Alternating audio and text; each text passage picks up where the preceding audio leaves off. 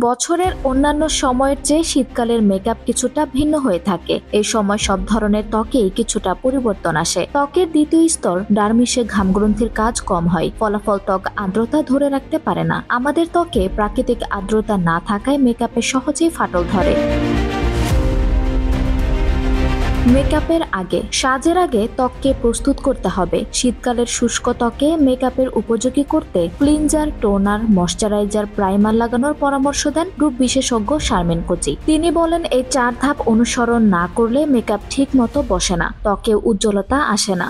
কিন্তু সব ধরনের ত্বকের জন্যই বেছে নিতে হবে ময়শ্চারাইজার সমৃদ্ধ টোনার, কারণ মুখ পরিষ্কার করার পর সব ধরনের ত্বকেই আর্দ্রতার প্রয়োজন পড়ে। ময়শ্চারাইজারের ক্ষেত্রে তেলবিহীন ময়শ্চারাইজার ব্যবহার না করাই ভালো।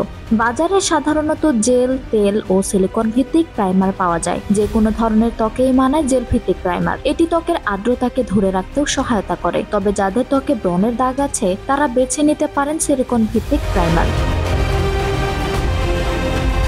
ফাউন্ডেশন। মেকআপের একটি অপরিহার্য উপাদান হলো ফাউন্ডেশন। ত্বকের ধরন বুঝে সঠিক ফাউন্ডেশন বেছে নেওয়া জরুরি। শীতকালের জন্য সবচেয়ে ভালো ডুয়েল ফিনিশ ফুল কভারেজ ফাউন্ডেশন। এই ফাউন্ডেশন পরিমাণে লাগে খুবই অল্প, কিন্তু সব ধরনের ত্বকেই খুব ভালোভাবে মিশে যায়। আলাদাভাবে বলতে গেলে তৈলাক্ত ত্বকের জন্য বেছে নিতে পারেন তেলবিহীন ফাউন্ডেশন, তেমনি স্বাভাবিক ও শুষ্ক ত্বকের জন্য বেছে নিতে পারেন ময়শ্চারাইজার সমৃদ্ধ ফাউন্ডেশন। পাউডার। ফাউন্ডেশন ব্যবহারের পর এটিকে ত্বকে স্থায়ী করতে ব্যবহার করা হয় পাউডার। এক্ষেত্রে সব ধরনের ত্বকে ব্যানানা পাউডার বা হোয়াইট টোন পাউডার ব্যবহার করা হয়ে থাকে। পাউডার ব্যবহারের পর ত্বক বেশি শুষ্ক দেখালে সেটিং স্প্রে দিয়ে পাউডার ও ফাউন্ডেশনকে সেট করে নিতে হবে। চোখের সাজ। চোখের সাজের ক্ষেত্রে ম্যাট ফিনিশ আইলাইনার ব্যবহার করাই শ্রেয়। চোখের সৌন্দর্য ফুটিয়ে তুলতে চোখের পাপড়িতে ব্যবহার করতে পারেন ভলিউম মাস্কারা। আজকাল চোখের সাজে গ্লসি আইশ্যাডো বেশ জনপ্রিয়।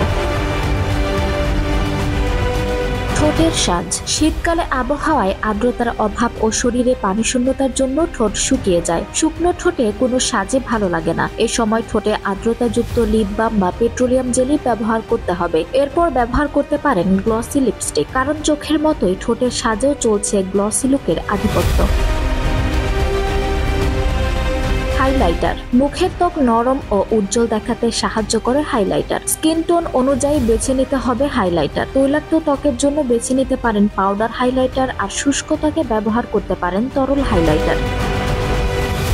আঞ্জুম হক আরবি, টাইম নিউজ ডেস্ক।